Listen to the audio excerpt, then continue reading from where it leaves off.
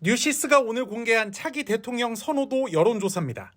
여론조사기관 에이스 리서치가 지난달 28일부터 29일까지 전국 18세 이상 1,002명을 대상으로 실시한 조사에서 차기 대통령으로 누가 가장 적합하냐는 질문에 41.2%가 더불어민주당 이재명 대표를 꼽았습니다. 19.3%로 2위를 차지한 국민의힘 한동훈 대표를 말 그대로 압도했습니다.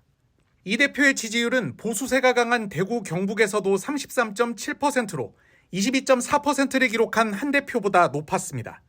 민주당과 이재명 대표가 대여 투쟁의 구심점으로 자리 잡으면서 야권 지지세가 결집하고 있는 데다 윤석열 대통령의 국정난맥과 김건희 여사의 각종 의혹이 쏟아지면서 반사 이익을 얻은 것으로 분석됩니다. 반면에 한동훈 대표는 당대표 취임 이후 용산과 사사건건 충돌할 뿐 정치력 한번 제대로 발휘하지 못해 대선 주자로 부각되지 못하고 있습니다.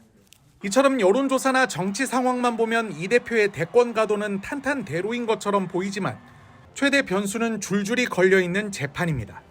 검찰은 지난달 30일 거짓 증언을 해달라고 요구한 혐의로 재판에 넘겨진 이재명 대표에게 징역 3년형을 구형했습니다. 이보다 열흘 전에는 지난 대선 당시 허위 사실을 공표한 혐의로 양형 기준 최고형인 징역 2년을 구형했습니다. 위증교사는 금고 이상의 형이, 선거법 위반은 벌금 100만 원 이상의 형이 확정되면 차기 대선에 나설 수 없습니다.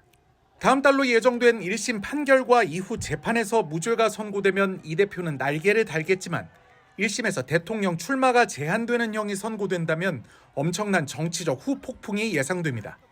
특히 차기 대선 이전에 이런 내용의 대법원 최종 판결이 나온다면 이 대표의 대선 도전은 막을 내릴 수밖에 없습니다. 1, 2심에서 무거운 형이 선고돼도 대법원 확정 판결이 나오기 전이라면 대선 출마는 가능하겠지만 선거 과정에서 치열한 공방이 예상됩니다.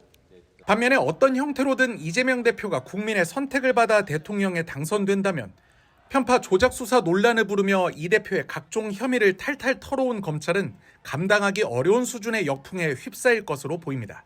인용된 여론조사와 관련한 자세한 사항은 중앙선거여론조사심의위원회 홈페이지를 참조하면 됩니다.